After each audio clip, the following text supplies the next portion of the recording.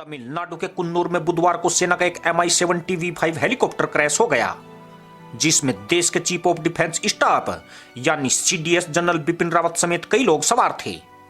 सेना ने दुर्घटना के कारणों का पता लगाने के लिए जांच के आदेश दिए हैं। दिसंबर 2019 में जनरल बिपिन रावत को देश का पहला चीफ सीडीएस नियुक्त किया गया था।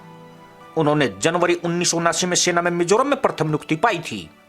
सीडीएस जनरल बिपिन रावत ने पाकिस्तान और चीन के साथ लगती सीमाओं पर परिचालन संबंधी विभिन्न जिम्मेदारियां संभाली।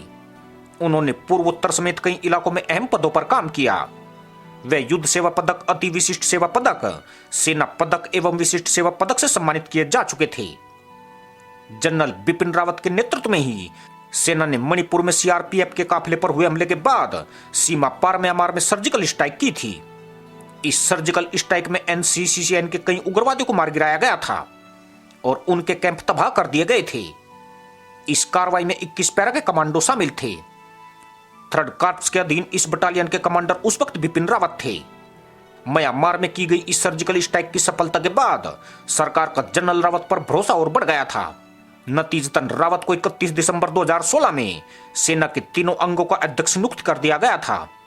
कहते हैं कि इस मुकाम तक पहुंचने में रावत को पूर्वी सेक्टर में एलओसी, पूर्वोत्तर के अशांत इलाकों और कश्मीर में काम करने का लंबा अनुभव काम आया।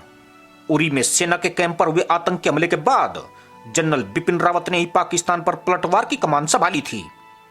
जनरल बिपिन रावत के नेतृत्व में भारतीय सेना ने 29 सितंबर 2016 को पाकिस्तान में स्थित आतंकी शिविरों को ध्वस्त करने के लिए सर्जिकल स्ट्राइक को अंजाम दिया था। ट्रेंड पैरा कमांडो ने सर्जिकल स्ट्राइक को अंजाम दिया था। इस सर्जिकल स्ट्राइक के बाद पाकिस्तान बुरी तरह घबरा गया था। सन 1978 में सेना की 11वीं गोरखा राइफल्स की 5वीं बटालियन में सीडीएस जनरल बिपिन रावत को कमीशन मिला था। उन्होंने साल 1986 में चीन से लगी एलएसी पर इन्फेंट्री बटालियन के प्रमुख पद की जिम्मेदारी संभाली थी। जनरल रावत कश्मीर में 19 इन्फेंट्री डिवीजन की भी अगुवाई कर चुके हैं। उन्होंने देश ही नहीं संयुक्त राष्ट्र के अभियानों में भी भारत का नेतृत्व किया है। उनको 2 सितंबर 2016 को उपसेना प्रमुख नियुक्त किया गया था।